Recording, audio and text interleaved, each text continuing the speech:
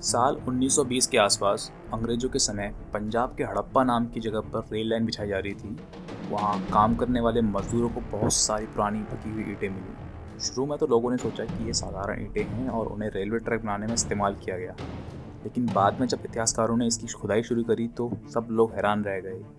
ज़मीन के नीचे से एक बहुत पुराना और बड़ा शहर निकला। यहाँ सीधी सपाट सड़कें थी, घरों की नींव थी और अनाज रखने के बड़े बड़े गोदाम थे। आज हम जानेंगे सिंधु घाटी सभ्यता की पूरी कहानी, इसकी खोज, इसके नगर, यहाँ का जीवन और वो रहस्य जिसकी वजह से यह सभ्यता अचानक मिट गई।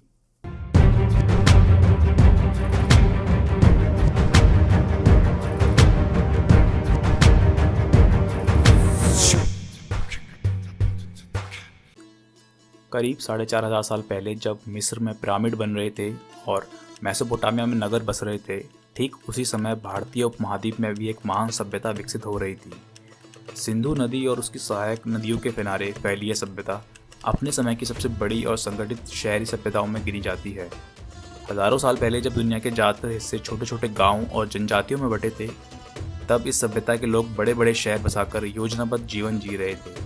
इतिहासकारों के अनुसार इसका क्षेत्र आधुनिक पाकिस्तान, उत्तर पश्चिम भारत और अफगानिस्तान तक फैला हुआ था। इसकी जनसंख्या लाखों में थी और इसका फैलाव मिस्र और मेसोपोटामिया से भी कहीं ज़्यादा था। सिंधु घाटी सभ्यता के शहर उस समय के हिसाब से बहुत ही आधुनिक और योजनाबद्ध थे। यहाँ की सबसे बड़ी खासियत थी साफ़ सुथरी और सीधी सड़कें। सड़कों को एक दूसरे को काटते हुए बनाया गया था, जिसे हम आजकल ग्रिड सिस्टम कहते हैं। हर मोहल्ले में घर बने हुए थे। घर पकी हुई ईंटों से बनाए जाते थे और ज़्यादातर 1 या 2 मंजिल के ही होते थे। हर घर में नहाने की जगह और आंगन में कुआं होता था। इन शहरों की सबसे बड़ी पहचान थी नाली और साफ़ सफाई की व्यवस्था। हर घर की नाली सीधा मुख्य नाली से जुड़ी होती थी, जिससे सारी गंदगी और शहर का पानी एक साथ बाहर चल जाता था। यहाँ बड़े बड़े अनाज के गोदाम भी बनाए जाते थे, जहाँ गेहूँ, जौ और चावल जैसी फसलें रखी जाती थी। इससे पता चलता है कि खेती इनके जीवन का एक अहम हिस्सा थी। लोग कपास के कपड़े बनाते थे। यह भी माना जाता है कि कपास के कपड़े बनाने का ज्ञान सबसे पहले सिंधु घाटी के लोगों को ही था। शहरों में व्यापारी बहुत चलता था। छोटे छोटे बाजार होते थे जहाँ पर गहने, खिलौने और बर्तन जैसी चीज़ें खरीदी बेची जाती थी। कुल मिलाकर हड़प्पा और मोहनजोदाड़ो जैसे शहर का उस समय दुनिया का सबसे आगे और व्यवस्थित माने जाते थे। सिंधु घाटी सभ्यता के लोग न सिर्फ अच्छे किसान और व्यापारी थे, बल्कि कला और शिल्प में भी बहुत निपुण थे। यहाँ की खुदाई से सोने, चांदी और कीमती पत्थरों के गहने मिले हैं।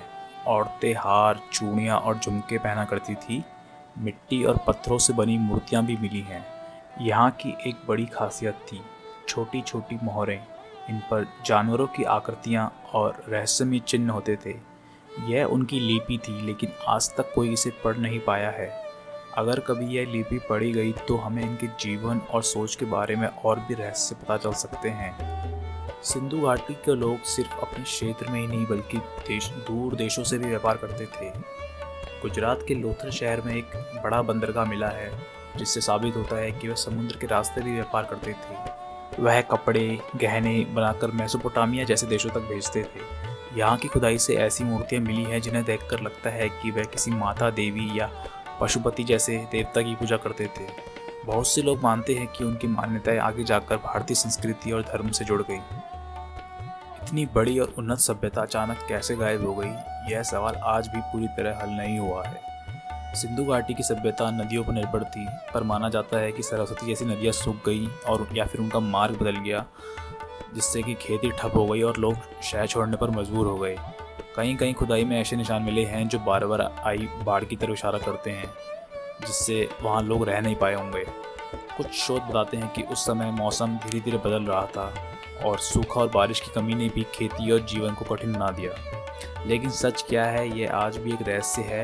इतना जरूर है कि धीरे धीरे लोग इन शहरों को छोड़कर छोटे छोटे गाँवों में बसने लगे और एक समय के बाद ये महान सभ्यता इतिहास के पन्नों में खो गई।